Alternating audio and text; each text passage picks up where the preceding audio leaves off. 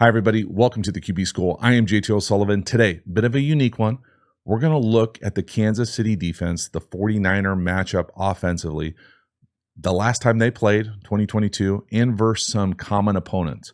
So basically kind of what potentially we could expect to see, how the 49ers could not only attack and react to what this Kansas City defense is going to do in the big game. Fired up for this one. Let's get it going. Welcome to the QB School.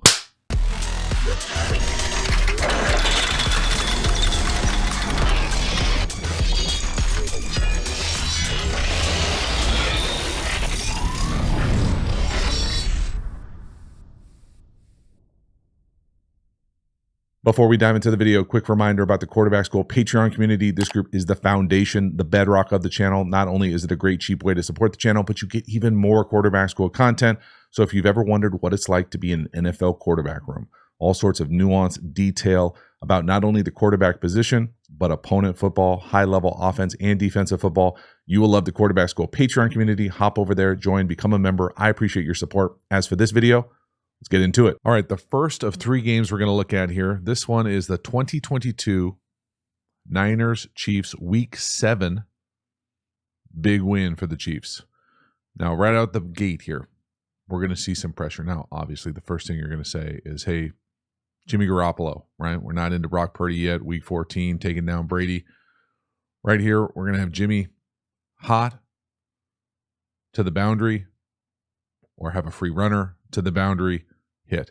So my thing with Spags and how this defense plays is that the timely pressures more than anything else. So having an answer, having our eyes in the right spot, it sure looks like it needs to come out down here to the bottom. Now, we're not going to spend a whole lot of time on Jimmy Garoppolo's strength, weaknesses, not playing this thing great. But where do you want him to throw it down here to the bottom? You've got a tight end wing. It looks like he's looking down here to the bottom. The wing runs a little option or flat stop into a cloud corner. You've got a corner with it, free runner, and a dropper. So the right tackle goes to block the end. He drops. They got you. This is the type of spag stuff that makes me nervous for the pass protection, quarterback, blitz, hot answers. So, yeah, he's looking in the right spot. Now, would Purdy throw this? Probably. You know, is there a good answer in the drop back game? Not right here. Next one here, 3rd and 3 from the 5. Brutal interception. All right, we're going to be hot. Garoppolo's going to chuck up a bit of a prayer to the left. Free runner to the left. And this is what happens when you have these pressure situations. You don't have good, clean answers. Things get blurry. Yes, this is Jimmy Garoppolo, and this is the same offensive structure. So do I expect it to be better? Hell yes. Will they have answers to these hots? We're going to find out together. Now, it's easy, years later to go back and watch the film and be like, hey, why didn't you throw it to the back here, genius? He's wide open. He walks in. Well, my thing about it is I like where Jimmy Garoppolo's eyes are. I think there's a number of things you can say about Jimmy Garoppolo, and many of them are probably fair. But for the most part, when you go back and watch his film, he's got his eyes in the right spot. Very similar to Purdy. We have a free runner to the left. I'm guessing he's trying to get it here to the corner and just doesn't have the club. And the corner comes off here and makes the play. Kind of jumps up and the ball's underthrown. I don't think he's trying to throw it underneath. Now, again, if you had a crystal ball and you realize they were going to blow a coverage, yeah, let's throw it to the back. But for me here, the left tackle sets a little shallow. Could he take two? Probably not, but wouldn't be surprised if he did. But if he doesn't set inside, gets a little bit of width, maybe we have enough time to throw this thing to the corner. But even to the corner, it's going to be contested. I mean, they're locked in right there. There's no good throws besides the back. And again, for me, it's not the fact that it's like overwhelming pressure. It's just timely.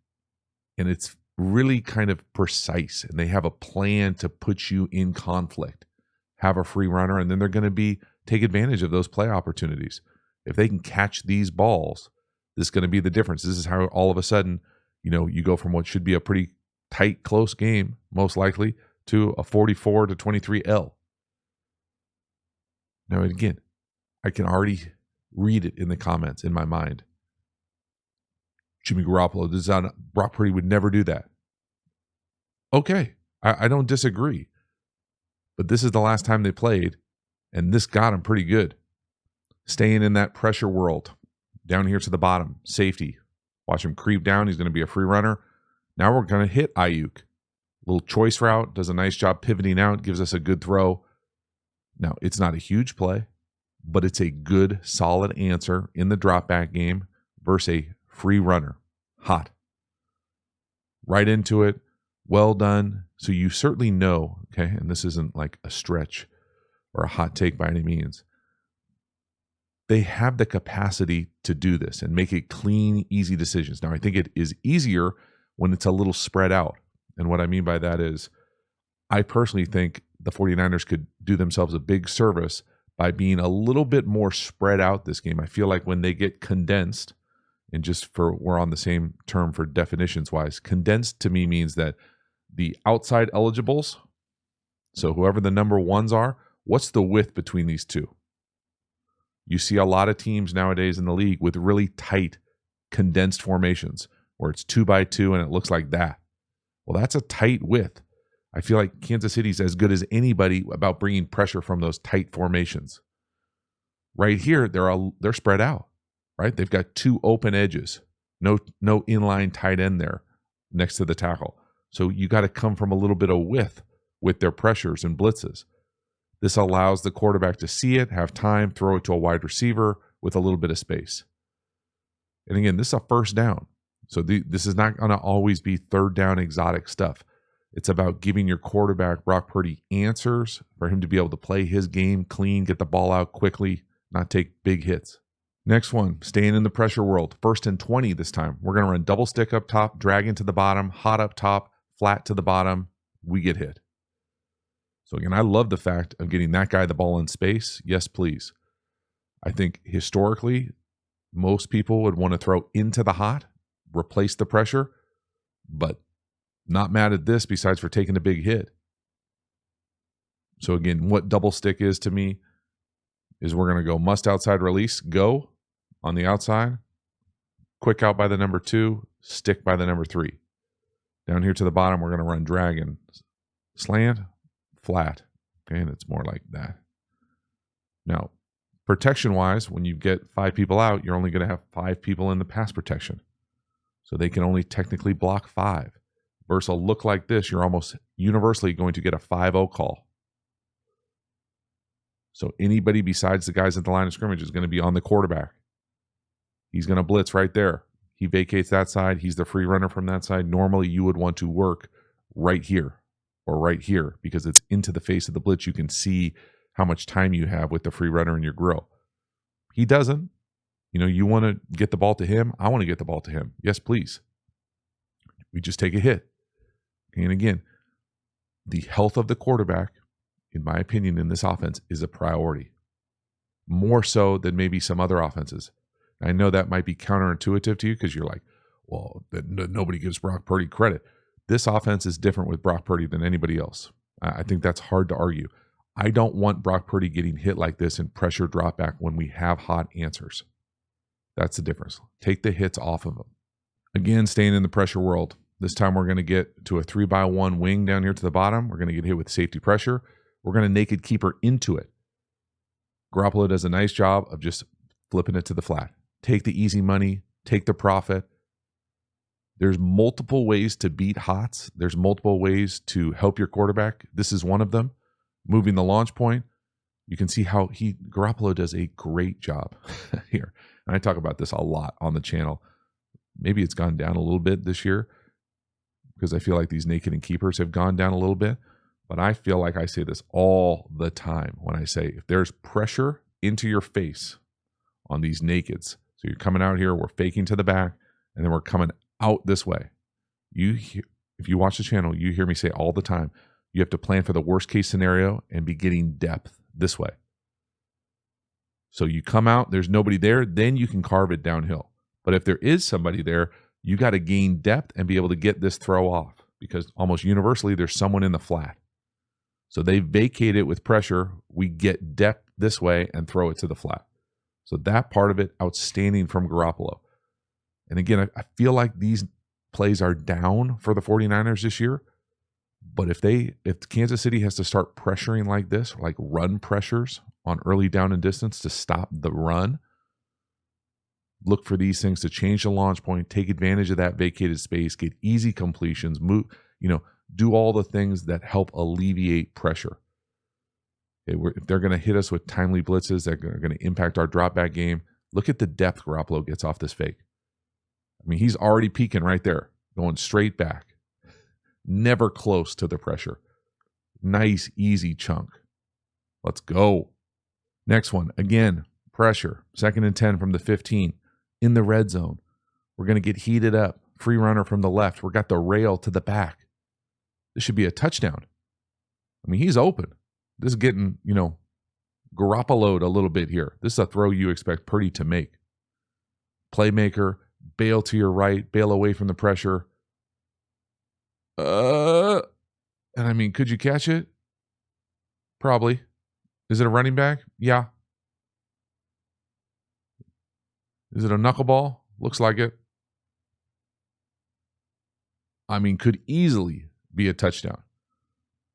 Now, again, we're not in the quarterback room.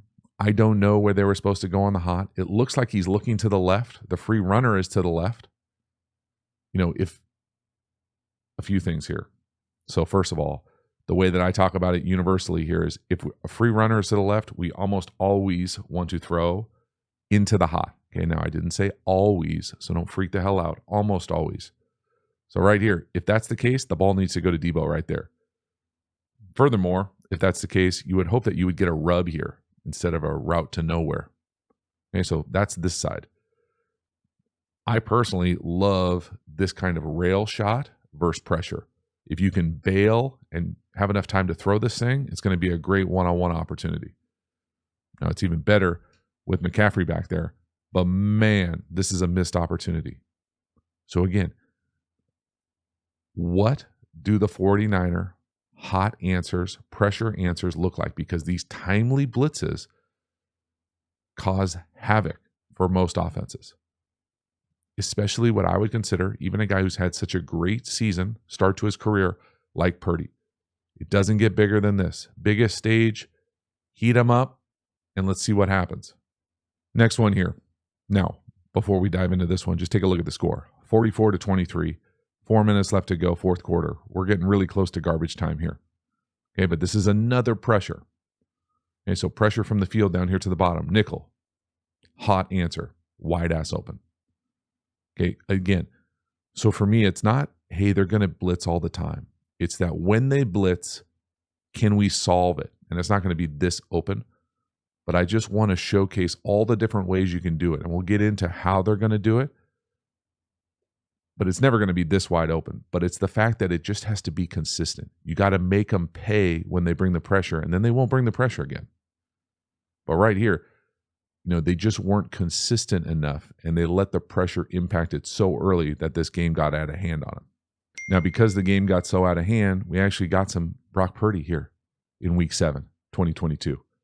Ripping a little sail right here, looking like the Purdy that we recognize every single week. Now, these are what I would say preseason looks as far as just, static defense, super clean. Really nice job from Purdy ripping this thing to the bottom. So to me, just a little sail route. This thing where you come up here, you pretend like you're running this over. And it's not like a true corner necessarily where you're going to come up, maybe nod indicator and set it at a certain length. This is much more sell it and then come out of this thing. And again, guess what, y'all? Even coming in hot in the fourth quarter, get a little A. Now, again, just notice the difference of the structure of the defense. This looks like preseason, right? 4 down, 3 linebacker types, simple shell, a lot of space to throw it. Okay, that's not what it's going to look like during the Super Bowl. That might be what Purdy looks like. And again, just watch his feet. Watch how he dovetails. Watch how he's lined up. Oh! I mean, this is the same game we were just watching with Garoppolo. This looks good. And that's a nice throw. Rip it. Let's go. Next one here, 3rd and 10. Still Purdy. He's going to rip a big in up top. I'm going to call this a hammer concept versus a nice little 4-person sim. Just a really nice job of being able to move in the launch point. Watch him just subtly manipulate the pocket, move to his left, keep his base, stay somewhat on schedule, even as he has to move and rip this thing. Now, we will talk about it when we talk about the 2023 Chiefs defense, but split field coverage here, this ability to attack this area of the field is going to be something that I think we're going to look for a lot, specifically with Kittle. So if they're going to match someone, one of these linebacker types is going to turn and run with the vertical of number 3. Well, there's probably a really good chance that we can rip an in right behind it. And the hammer concept to me is just this little pivot or hitch, gather pivot, where you want this nickel kind of curl hook defender to match down. So once they match down to that, it creates this huge hole for this little in, whether it be a deep in, intermediate in, wrap in, whatever in you want to say. Just a really nice job of constructing that thing. And then again, subtle pocket movement, but staying aggressive down the field. Right? We're not looking for checkdowns all the time. It's driving the ball down the field, these intermediate areas that Purdy was good at, even when he was still the sub. Just beautiful. You can see that space open up as he matches to that pivot by the number 2. They run with the vertical on number 3. Big chunk, outstanding. So again, you can already see kind of like the foundation of how Purdy was playing before he was even really playing. Chunk down the field. Let's go. Next one, 2nd and 10. Another really nice in-breaker up top to the number 1. Purdy ripping this thing, tight contested coverage, really accurate. Again, these intermediate throws that he has now become kind of known for in his game, surgical. Now, just formation-wise, okay, and again, the game's out of whack at this moment, okay, but just things to pay attention to through the Super Bowl. These tight formations, I'm not a huge fan of in this game. Now, maybe if you're going to get up and try to bully ball and run it and capture the edge and just kind of have your will with what they want to do run game, especially if they're going to be in 2 safeties like this, you're going to get in here and run a bunch of gap runs. Okay. But if you're going to start doing drop back passing game, and even with these kind of like, you know, the double chippers that everybody does in the league where you chip the edges, I just get really nervous with Spags more than almost anybody else about like auto check pressures from these tight looks where it's just hard to see who the hell's who in the zoo here. Like any of these guys, all 8 of those guys technically could blitz. Really 9. You better have, you better know where the hell your eyes are supposed to be to make sure you're good to go with the pass protection, because it doesn't feel like that's a world that I would want to live in. If I was thinking, oh, how can we formation F these Chiefs, these Spags Chiefs? I'm going to stay out of these tight formations. It works right here. The game's out of hand. Okay, this is strictly showing Purdy doing Purdy things, ripping the ball over the middle of the field. But I'm gonna bet a lot of money. Okay, for my money, they're going to have a bunch of ways to attack these kind of tight formations for the 49ers. They're going to get in there and try to run the ball down their throat. Last one here, 97 seconds and counting, 4th quarter. We're going to throw an interception. Bit of a sky mail throw, potentially a defensive holding as well. Doesn't get called. I don't love Purdy's kind of hitchback footwork at the top. I do love his anticipation. The read is probably there. It's a bit of a, hold on to your rear type of throw, just because of, to me, if this sure looks like 2-man. So again, split field safety. The 49ers are going to have to find a way to attack this area versus all the split field coverage they're going to see. Now, do I love necessarily, this guy being the slot coming up, beating inside leverage? So inside leverage here by the DB to this space? Probably not. Does he get held a little bit at the top? Is the throw high? Yes, yes, yes. Okay, all the above. But can they find ways, they being the 49ers, to have this guy be able to get in there? To have 11, 19, 23, those guys be able to be the guys that are up into here, put your boy out here to deal with the corner or walk the backer out and then attack the middle of the field. That's what that's a space on the field that I'm going to be fascinated to see what they want to do to get the ball there, because there is space there structurally versus defense. You just got to be willing to do this and execute at a little bit better, higher level. Now, again, backup comes in late, games out of reach. Not going to make too much out of this, although we are going to say it's there. All right, we just skymail the throw. These red zone picks or interceptions at the goal line, if they happen in the Super Bowl, it's obviously probably not going to go the 49ers' way. The plan down here in the red zone to be able to get easy completions, attack this defense, be more precise, critical. So now let's transition to the 2023 season. We've got Green Bay, week 13. And Kansas City is going to take an L, 19-27, I think. We're going to look at a handful of clips here, see exactly what the 2023 Chiefs look like, personnel-wise, scheme-wise. We're going to hit it over down here to the bottom, the new number 1. Big play action, essentially double post. They can't pass off the posts, so they thinking that inside post up top with the over down here to the bottom. They try to pass it off. Don't quite get there. Jordan Love playing at an extremely high level here, ripping this ball down the field. I also love the operation here, it looks like, for the Packers. Again, common system, underlying foundation, calling multiple plays in the huddle. Looks like they're alerting to the play that they want to be in. Play action, closed, over, ball right up on his face, big chunk runaway. Love it. So again, paying attention to the whole thing.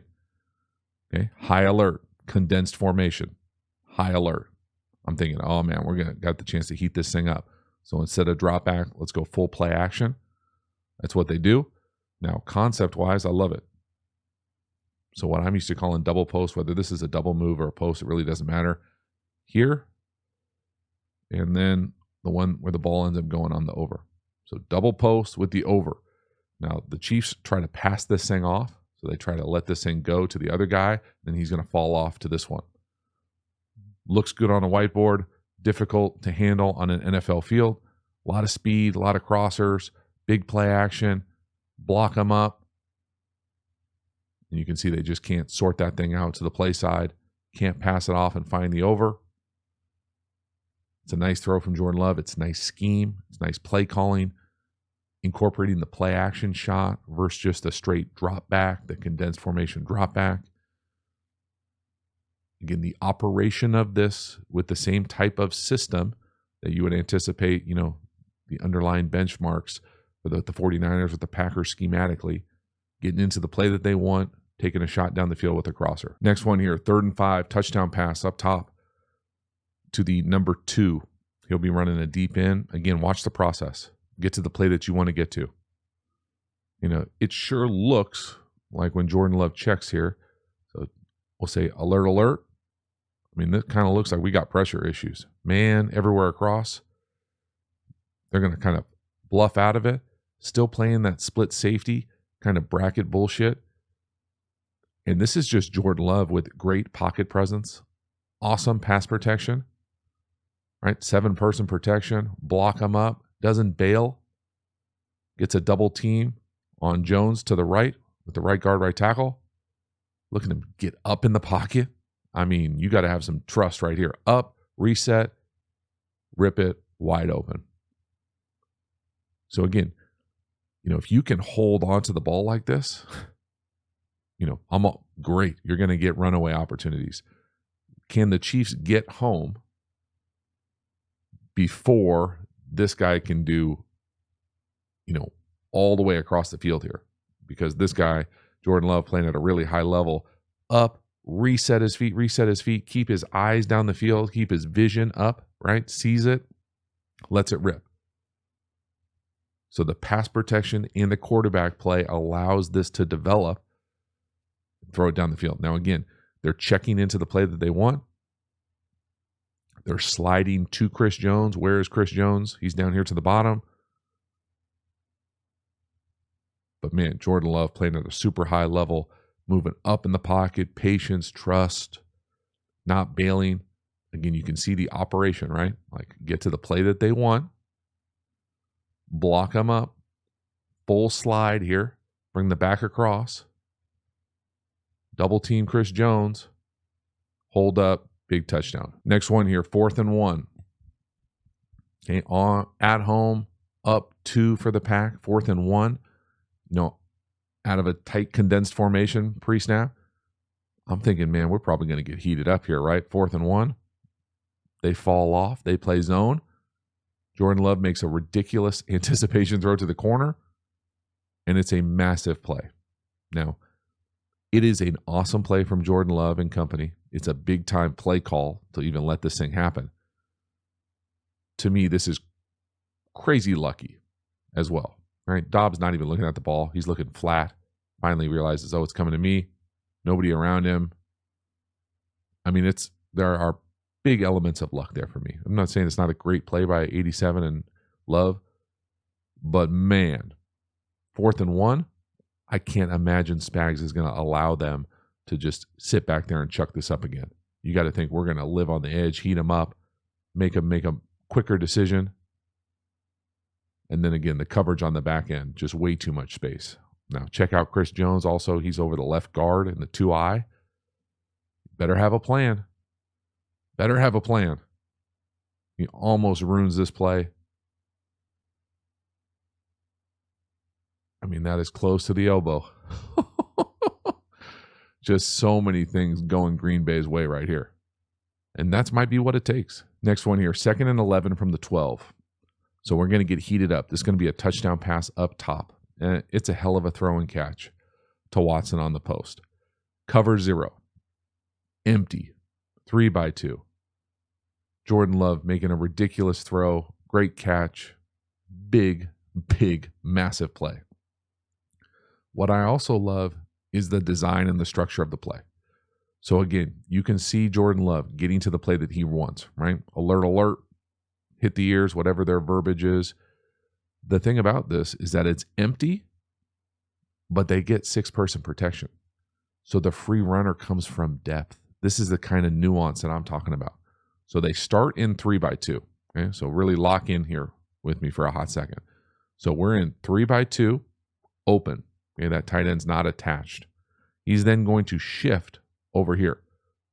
So I'll let this thing play out, but I want you to start with where they start as kind of the initial snapshot. So now we shift. And now look at the defensive coverage. It's 0. So he immediately alerts, or I'm going to call alert. Who knows what they call it.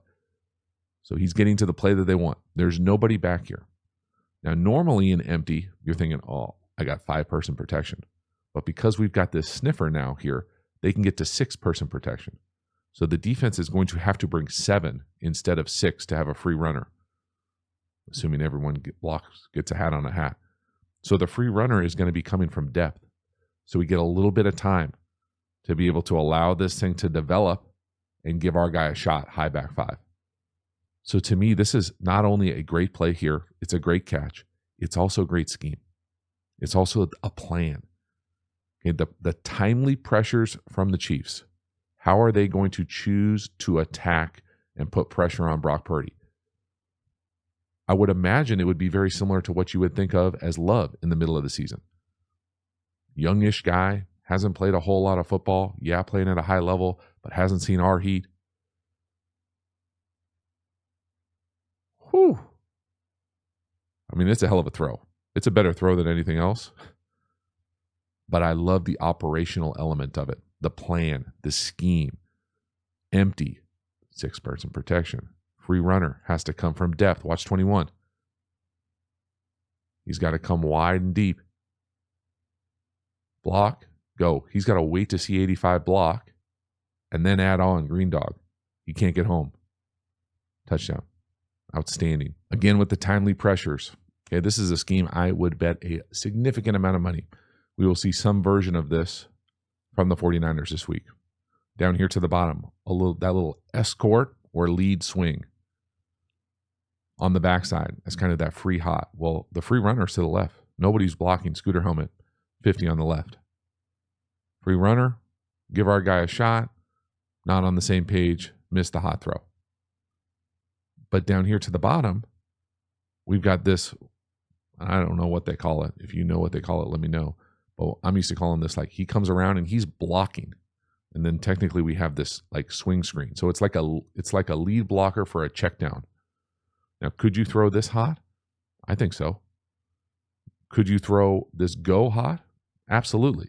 Are they on the same page here? No. Like almost like a back shoulder, throwaway, half throwaway. Well, we got this free runner. You know you're going to be hot here. We got to have a plan. This is what I'm talking about with that timely stuff. So could you throw it hot? You know, if you're the 49ers here to McCaffrey on this play, because they will have this play in. This version of this two-person combo out the backfield. It's a good hot answer. It would hit right here. Now it's a little counterintuitive because it's away from the pressure, but with that blocker, you really need two defenders down here to take this thing away. So no. But again, up top, free runner. Hard to throw a back shoulder with a free runner right in your face. Not on the same page.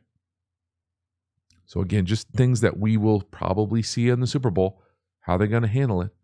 You know, these are the things if I was, quarterback centric, nervous about a guy who hasn't been in the moment yet.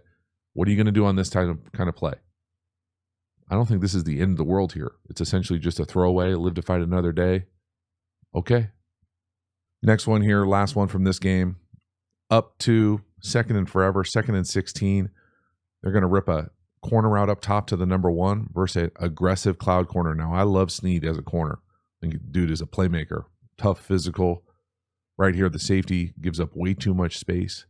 But this is a concept, again, you think, hey, we're probably going to see something similar to this in the Super Bowl. We've got a little option route to our left. We're able to sort this thing out, see the cloud corner, and throw it right over his head for a big chunk. So again, taking advantage of what the defense has given us. So a cloud corner with a half field safety. So this is 3-by-2. So 3-by-2. Similar to 3-by-1, where we say, hey, where is that weak safety?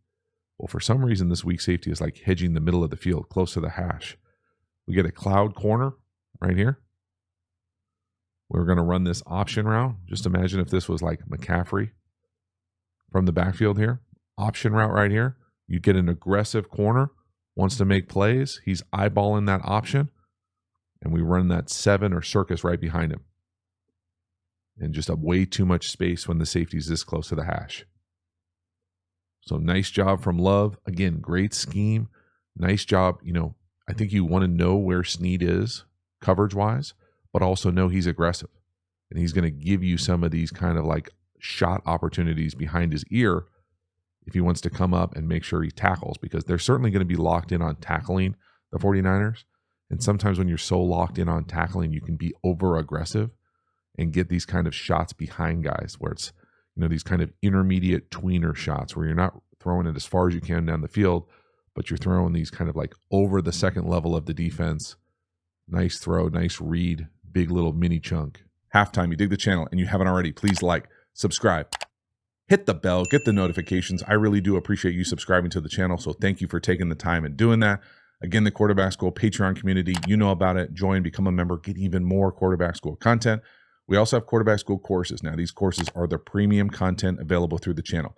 These are deep dives on my favorite football topics. We have a course on RPOs, tempos, pass protection. The best-selling course is how to beat every coverage. We even have an entire offensive system and framework available for you. So if you enjoy the way that I talk and teach ball, you will love the Quarterback School courses. Hop over there and enroll. The link is in the video description. We also have a bunch of free resources also linked in the video description. Finally, make sure to follow me across social media platforms. I appreciate your support. As for this video, let's get back to it. All right, the last game we're going to do here is Week 5, Minnesota versus Kansas City. Kansas City is going to win 27-20. Similar structure offensively again. First one here, condensed formation. Watch the corner at the bottom. Pressure. Under center, 7-step drop. Big hit. Better not see this from the Fighting Shanties. Better not. I am going to be coming out of my skull if we're doing condensed formation, right? Again, condensed formation to me allows this unit to be able to get to these corner pressures. I feel like they corner pressure more than damn near anybody in the league, and have auto checks, essentially meaning that, hey, depending on the personnel and the flank, the formation, so how tight these number one receivers are, auto check this thing depending on the look to be able to get free shots at your quarterback like this and to have all sorts of disruptors. Under center, 7-step drop. Do not do it. Especially do not do it in condensed formations. Please don't do it. And again, you would hope that the back would see this, but depending on the protection, who knows where his eyes are going to be. That is a danger shot. Next one here, I put this on here just because of Snead down here at the bottom. Watch how physical he is. So they're going to short shift down 2x2. Watch the corner. Now, I know they call a penalty here, but these are the types of clips that if I was coaching against this guy, I would show the perimeter. Hey, you better have your head on a swivel. Okay, this kind of stance to me, and I know what type of player this dude is, okay? This kind of stance where your eyes are down like this, where your hands are down, and you look like you're not ready for a fight, this dude is ready for a fight. I can't even overstate how much they want to probably bully the hell out of the 49er perimeter. Now, do I think they can? Maybe at wide receiver. I don't know about anywhere else. Maybe not. They got some big physical dudes over there, run blockers for the 49ers, but this kind of collision, you don't think he's going to try to do that to Ayuk, to Debo if he's static at the line of scrimmage? If you're on the line of scrimmage and you're the end man, again, condensed formation, better have your head on a swivel. I know they call a penalty here down here to the bottom. I don't know what it's on. Maybe put his hands to his face. But the physical vibe of this is why it's on here. So this is what you show the team. This is what we're getting ourselves into. Your hands are down in a fight. He's coming in trying to bench press your face. Boom.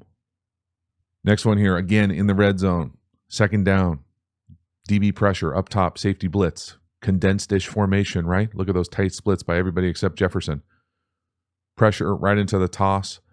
The 49ers are going to get to a bunch of different iterations of wide zone or stretch. And this thing is just too easy. Again, the pressure, the timely pressure. And again, I would imagine the Chiefs are going to have to do some of this to try to slow down the 49er run game. Because this is how you can manufacture some TFLs. This is a call it run. It doesn't matter what the formation is. That guy up top, this guy is blitzing. That we got to beat. Right off the edge, you better have a plan. Now, there's a bunch of different ways you can do it, but you better have a plan to have this thing blocked up at the point.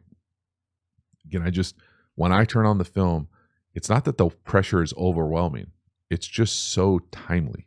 It feels like it's consistent as far as this like middle red zone area, second down, try to knock you back a little bit, get you into third and long.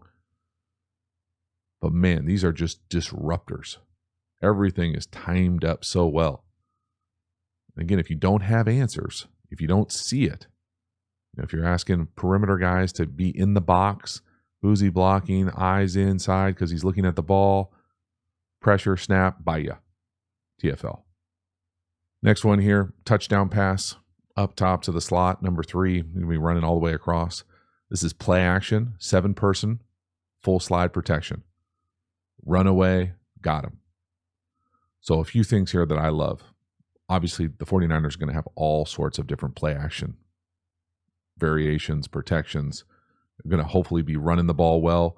Probably going to see some duo downhill that looks just like this. Same side duo, weak side inside zone, downhill. The other thing about this to pay attention to is where is Chris Jones? He's the 3 technique on the left guard. Guess what? Double teamed. We got 4 eyes, 4 hands on him. We then allow the speed to be able to hit these crossers down the field. So it doesn't really matter what you're calling scheme-wise. You get runaway opportunities. Can't hold on long enough. Nice pass protection, work the back line, outstanding. So again, it's about the pass protection. Where's 95? First of all, plan-wise, for me, this guy cannot ruin the game for the 49ers. Now, over the course of the season, was he what I would classify as like a high motor guy every single snap all the time? No. But when he wants to be, he is the absolute disruptor wherever he is. But if he gets tired, longer drives, I think he's potentially less of an issue when they keep him static in, the similar interior spots. I think when they start moving him around and he can bull rush through light guys in the ass, especially the 49er right side, we got some potential issues. So just paying attention to what we're doing with 95. But right here, this is exactly what you want to do with him. Looks tired, last in his stance, not getting up the field, not impacting the play, getting double teamed. Let's go. Next one here. Now, we talked about it a little bit in this video already, but the split field coverage leaves so much space in the middle of the field. How are you willing to attack it? I think that there are a number of different ways to do it. Certainly think the 49ers have the base personnel to be able to attack the middle of the field. I would love to see Kittle just eat on a bunch of these different iterations. I'd also love to see them move Ayuk around and let him take some opportunities deep down the field. Shoot, they even have capacities to put their backs here sometimes. But this ability to not only throw it, but hit it.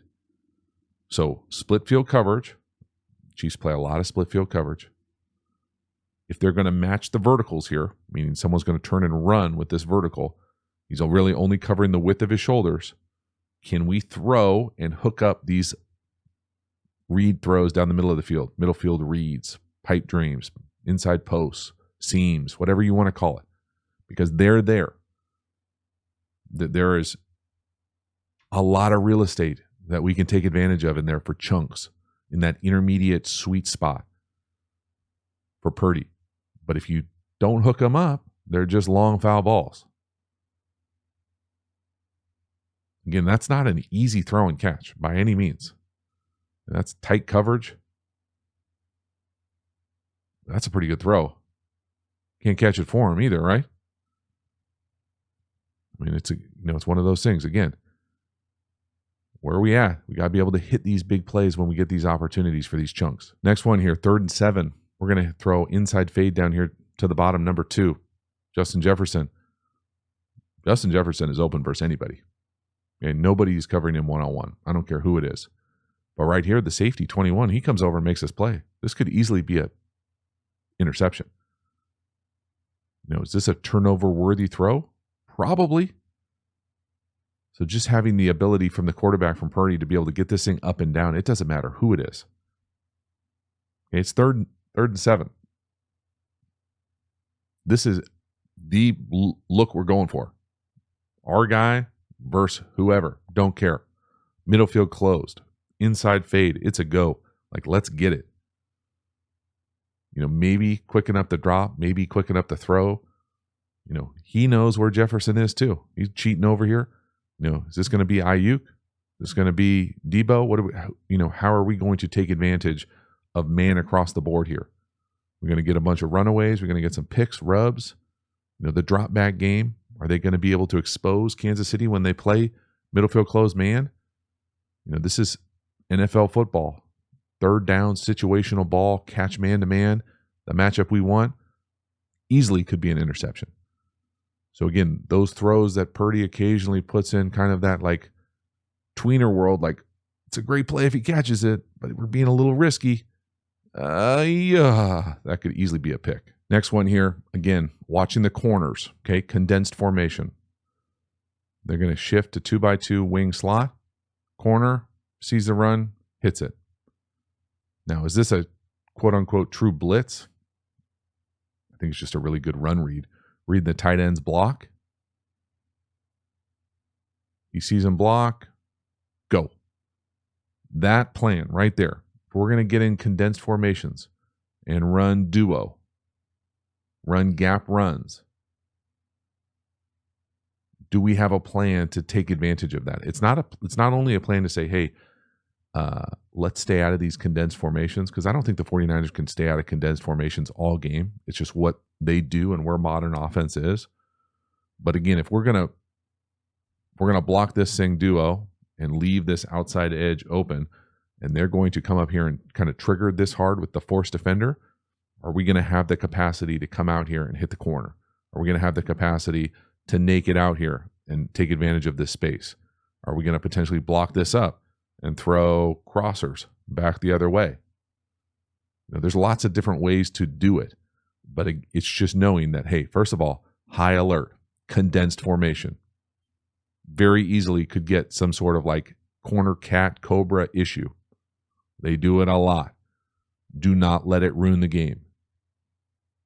Right here, it's just a TFL. It's not great, but you certainly know this is coming now.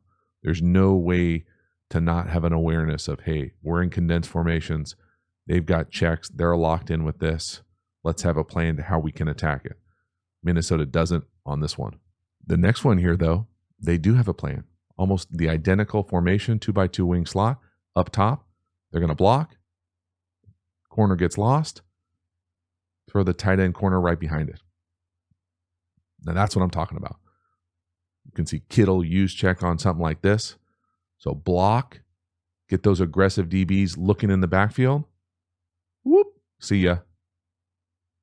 That's what I'm talking about. Great adjustment from Kevin and company right here. Going back to this look we just showed out of duo, getting the TFL. Now they come back and get a chunk down the field. Now it's not wide open. It's still decent coverage, but he gets lost, lacks the eye discipline, sees the tight end block, loses them, and then we got him. So just these little games within the game. So it's not, hey, we're never going to be in a condensed formation. It's, hey, we know their tendencies. We're going to have a plan to take advantage of what those tendencies look like. But instead of taking the TFL, let's just start taking advantage of those tendencies. Next one here, 3rd and 6. We're back in the red zone. Okay, formation is going to be very similar to what Green Bay threw that touchdown to Watson on. And I love their process, how they got into it. They were in empty, but they used 6-person protection. This is very similar as far as structure. 3x2, got the potential for 6-person protection here with 30 staying in. This time, though, we have a free runner. Now Kirk has to make kind of a contested hero ball throw, and it's not going to be there. So first off here, the design is close to what Green Bay did. Okay, so we talked about how they got into it. They got to the play that they wanted, right? He came in here. He did his little check thing. Now we've got 6 people. So 5 offensive linemen and the back. For me here, though, the offensive line goes the wrong way. So they go to the right, which then allows you to essentially have a free offensive lineman not blocking anybody. And the guys on the left have 2-on-3. So there's 3 defenders for 2 offensive linemen to the left. So we end up getting a hot guy, and now we've got to throw this kind of tight, contested little short in or slant. As opposed to what the Packers did was identify it correctly, 6-on-6. They actually had a free runner but came from late, and they were able to throw that deep post 1-on-1 kind of jump ball, high back 5 touchdown. This time, we'll go through the pass pro again from behind, but the structure is identical. So I love this structure versus this defense because it puts significant stress on them to make sure they're locked in on the back end coverage-wise, but also give us 6-person protection out of empty. So right here, watch the center. So again, Kirk's getting into what he wants. The center, if the center goes to the left, he points to the left, but he goes to the right. So if he were to go to the left, so again, just do the math, right? They're double teaming Chris Jones, and maybe that's what they wanted. Maybe they were like, hey, this dude's not going to beat us. We're going to slide to him no matter what. Okay, it's a choice. So they're going to go here, then they're going to be here, and then we're back. We're chipping here, getting out. So we're 1-on-1. Now we're in a big duel here. So he's going to close the door on the short one, and we're going to get a free runner here. What I'm saying you need to do in 6-person protection is essentially say, hey, we're going to go left. It's because we've got this extra guy here. So we got 3 on each side. So we're out here. I'm sorry, I should have meant the center. The center's going this way. Geez, see? Even I freak out on the whiteboard. We're going 3 this way, and then we're going to close the door here. one-on-one here, and we just got to hold on to our rear there. And again, it's not like you're going to stay back here and take 3 hitches. It's hit your back foot, the ball's coming out. As opposed to free runner, now we've got to panic. Again, Jordan Love, touchdown play, they were blocked up. This one, free runner. So yeah, you get Chris Jones double teamed here, but at the expense of a free runner. We don't want that either. So the difference in scheme. Next one here, again, that kind of middle area of the red zone. Tendency to heat you up. I like this perimeter screen as a nice way to alleviate the stress. Don't have to worry about blocking up, being hot. This is catch and throw. Again, the 49ers have got the best in the business at left tackle, getting out and doing stuff like this. It's a big boy block from Big 7-1 out in space. They're going to heat you up. You know, it's one of those things where you can call multiple plays, and when you think you're going to get 0 like this, you know, that sure looks like 0, right? No one's feet are in the end zone. Heat you up, throw it, get it out, touchdown. So just about the menu of options here when we're talking about pressure. Next one here, bottom of the screen, tight end, a little stick nod. Okay, the number 1, old school, little out and up, stick nod. Again, there's a lot of different ways to attack the middle of the field. I think this essentially is like a double move seam. It's there. You know, it's tight, contested. Yeah, the safety's coming downhill. It's a throw. We got to hook these up. These are plays that are made to order. So again, to me, stick nod up, nod to the stick, and then into that seam area. And we talked about it a number of times. Split field safety. How are we going to attack this area of the field? This to me is a perfect way to do it. Love stick nod. It's a good answer versus closed or open. Cross the safety's face in open. Up. Now maybe a little bit of a better move there. But man, that is close. Right off the hands. Just a bummer. And again, you're going to have to, it doesn't matter how they do it per se, but you're going to have to find a way to attack the middle of the field versus all that split field safety. And again, 95, the 4 technique, left guard, whoop, better have a plan. You know, I'm telling my back, exit through Chris Jones's gap. That is a big dude wrecking shop right in the middle of the play. Next one here, 3rd and 7, the number 1 at the bottom of the route, bottom of the screen, versus Snead. I really like this little jerk route. So up, set it, play to his aggressiveness, and then run away. So finding ways, you know, the 49ers use a lot of looper returns. I like the jerk as far as it's just a little bit quicker, but it basically creates the same thing. It's attacking the same type of space. But again, this guy, 38, is aggressive. I don't think he's necessarily someone that you have to say, hey, you know, we're going to go full Revis Island and just stay the hell away from. But let's have intentional ways to be able to come up and attack his aggressiveness. So he's going to come up here, match you, try to clamp down on this little hitch, and then we're just going to jerk away, make him look like a jerk, run away. So the 49ers are probably more comfortable doing like loops or returns from the slot. I just feel like if you can incorporate it verse 38, he's a guy who you can play to his aggressiveness, whether it's double moves or whether it's these little subtle kind of underneath the lay juke jerk routes. Just doing work. Would love to see Debo like that, run away, yak opportunity, make him tackle in space. Those kinds of like quick, subtle things to be able to, you know, give yourself an advantage versus a really good player. Next one here, 3rd and 6. Again, back in the red zone. Okay, we are going to get heated up. Condensed formation. Loose bunch to 2x2 condensed. This is old school shallow cross with a double move down here to the bottom. And our quarterback gets blasted. Okay, now, does the back do what he's supposed to do? I'm not sure. Either way, we're hot. We're hot to either side. And the back decides to go to the right. We're going to be hot to the left then. I mean, that is a kill shot. And you can say a lot of things about Kirk Cousins, but you probably can't say he's not prepared. And the guy draws everything. He didn't draw that right to the ribs. That is a big, big shot. So again, if you made it this far in the video, you should be on high alert like I would be on high alert with condensed formations. Okay, that's the first part. The width of this thing leads to, oh, we've got some issues potentially. So pressure.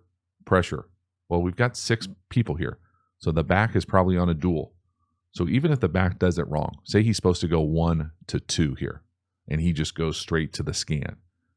Well, we're running old school shallow cross. So to me, that's shallow cross with a deep hook. It's usually paired with a backside hook and then whatever you want down here. Usually they'll run just a straight post. I think right here they run like a little wheel or out and up, whatever. If this was a drawing, you would say that, hey, this is probably hot. Like he needs to run and peak. Well, the way that the back blocks this, the shallow needs to run and peak for the hot. I don't know who's right, who's wrong. I would probably guess the back is wrong. But regardless, Cousins is hot. Regardless, we're in a condensed formation. We better have a hot plan. No one's looking. No one's looking. No one's hot. Right there, the shallow looks right there, but Kirk's looking down here. Blasted. And again, it's not blasted like, oh, we missed the throw. Oh, he might get hurt. That's certainly a part of it. It's also that ball might get shot up in the air. You get a potential turnover. All in this red area. Next one, 4th and 11. Ball's on the 24, just outside the red zone. We're going to get heated up again. Again, high alert, condensed formation. Not much width. We're going to get a free runner. Do a pretty good job of blocking that thing up. Kirk takes another massive hit. Massive hit. I know there's a flag down there. I think they end up picking it up. I mean, this is blocked as good as they can get. 0. The back cross keys blunts him up. Now, sure, you'd love your right guard not to be on his bottom. But, I mean, again, that is just a massive shot that the quarterback is taking. That's the free runner. Little guy, look at the elbow. Look at the baby. Look at the baby. Oh, my God. That hurt me. Just watching it. And, 4th and 11, there's no great options because the slot up top looks right there. But if you throw it to him, it's catch and tackle. Kirk's not afraid of throwing 4th downs beneath the sticks, but probably doesn't want to do it again. So we're going to buy time, chuck it up. No great option here. I think they're running like stick nod down here to the bottom with the wheel again, out and up. It's not stick nod's going to take forever. Nothing, just a big hit. Again, I can't overemphasize how important I think it's going to be for Brock to be so crystal clear in these kind of hot situations because the timely pressures get home and wreck shop. And first to stay healthy, but then to make sure we're not turning the ball over. Those are big shots. And then finally, the last one here, I put this one on here because very rarely do you get like a good Hail Mary defense that you can kind of predict what they're going to do. Most teams don't carry multiple things for these end of half situations as far as defenses. Now they might carry multiple stunts or multiple rushes, but their prevent coverage is their prevent coverage. And if I'm the 49ers, I'm watching this going, okay, we're going to be in a tight game. If it comes down to, hey, Hail Mary time, there's a player we can't see back here. This is a pretty traditional 3-by-1 formation. Now, I personally am a fan of condensed 2-by-2 Hail Mary, where you get all 4 guys going to the center. You don't see that a lot. But if you're going to do this 3-person one, where you've got the traditional jumper, you've got someone behind, and then this guy runs across, and it's like in the front. So all 4 guys get there, just a little bit different. The thing that I always wanted to do and always played around with is if you're going to get this kind of prevent coverage where they're all back here super early and they have the ability to all kind of like, they want to all get to the ball and make a play. And, no one's ever going to call PI in this situation, but they flow to the ball or flow to the routes. I've always wanted to see a team sell this traditional Hail Mary and then put their dude right here. Okay. Debo, maybe Ayuk, maybe McCaffrey up, and then post this thing to the back pylon and almost dash this thing. So you set it, roll out the opposite way, think you're going to get this, and then all you want is a one-on-one because they'll call pass interference in one-on-one. They're not going to call it in a scrum. So to me, it was always going to be a -2 throw away. Now, does Purdy have that club? I don't know. But I've always wanted to do it. And this would be the perfect team to do it against because you have their prevent, how they're going to play this thing with essentially this 5-deep diamond look. And again, watch this player right here. As these guys flow over, you could potentially see, hey, up. And again, you're not looking for someone to pop open. All you want is a one-on-one with leverage. Like if that's enough to be these kind of end of game, like, oh my God, did we just scheme them to win a Super Bowl? That type of idea. Because teams are going to carry these end of game, end of half plays. So again, watch that corner down here to the bottom. He's trying to stay outside the widest player right here. So as he goes, he's going to essentially mirror him. I would bet a lot of money he is not eyeballing the number 1 from the opposite side coming back across. Now, again, you've got to have enough time and arm strength to be able to rip that thing. But just the idea being, as you watch these films, where we could attack these guys scheme-wise, end of game, I kind of like it. They're all bunched up. Could be a you're welcome. Hang the banner. Either way, if you made it this far, I appreciate it. This was a fun one, a bit all over the place, but ready for this game. So that is a wrap. I'm fired up for this big game. It's going to be pretty wild. I'm really excited to see Brock Purdy, see him elevate, rise to the moment, see exactly what this offensive unit does. Certainly expect them to come out there and be really creative and run the ball, what it looks like running the ball versus those middle field open structures. And then, again, the thing that I think is really going to kind of got the potential to make or break this thing for this offense and Brock Purdy specifically is how do they handle pressure? Are they able to make the Jordan Love plays? Or are we taking big shots? Are we putting Brock Purdy in tough situations with condensed formations? Are we taking 7-step drops under center? Are we formation effing ourselves or formation effing them? Are we playing to their strengths? Are we using our yak ability to be able to throw guys on the run away from their aggressive defenders? We're all going to find out together. Hopefully it's a great one. Thank you so much for hanging to the end. I will see you next time. Have a good one.